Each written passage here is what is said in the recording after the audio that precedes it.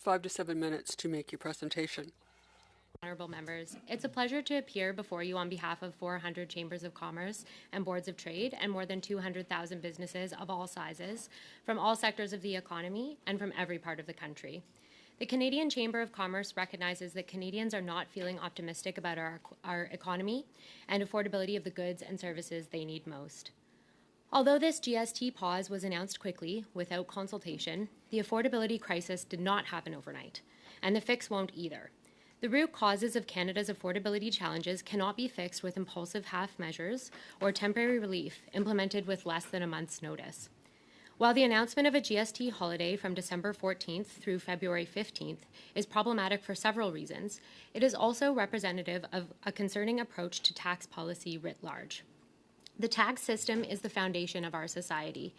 Of late, government has been using tax policy as a means to implement their political agenda, with seeming disregard for the long-term horizon and certainty required for businesses and Canadians to make adjustments to their affairs. Canadians and businesses are still reeling from trying to respond to the increase in the capital gains inclusion rate and a new digital services tax, which will increase costs for businesses and consumers alike, and potentially result in trade retaliation from our largest trading partner. While CRA has issued guidance quickly on the GST holiday, the implementation of this pause remains burdensome. Businesses are forced to scramble to adjust to these changes with less than a month's notice, only to have to revert back 2 months later. And CRA will be forced to divert resources away from providing guidance on other tax changes, such as the proposed increase to the capital gains inclusion rate. Instead of supporting businesses across the economy, the GST pause picks winners and losers, with a highly specific and seemingly random basket of products. While there is no doubt that some businesses will experience a temporary benefit from this measure, others will suffer greatly from the challenges involved in updating their point-of-sale systems to address the complex eligibility criteria for products. Similarly, while some consumers will see a small and temporary tax relief, others will receive little benefit due to their family composition or spending habits. Despite many businesses not seeing benefit from the GST pause, the challenges are rippling through Canada's supply chains. We've heard from manufacturers concerned about the creation of an artificial and unusual spike in demand for things Canadians have come to rely on, like diapers, potentially leading to shortages. The GST pause doesn't help if Canadians can't find and purchase the goods that they come to rely on. The minister has remarked that Canadians should feel positively about our economy because inflation is back down to 2%.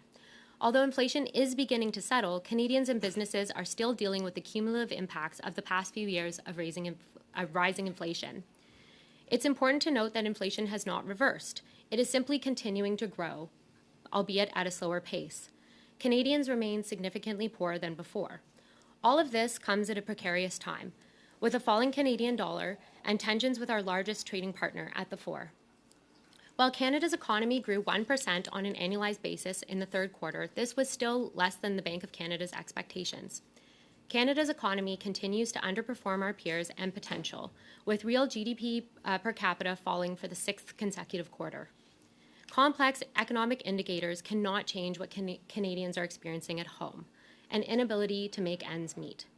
While businesses certainly have a role to play in ensuring affordability for Canadians, they cannot address the root causes of the challenges Canadians are facing alone.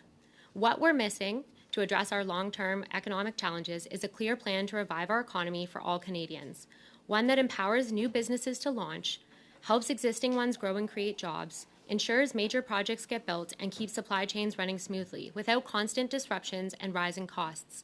It's time to move away from tax and spend policies and red tape that drive up the cost of goods and services to move towards an economy that creates true opportunities for all Canadians.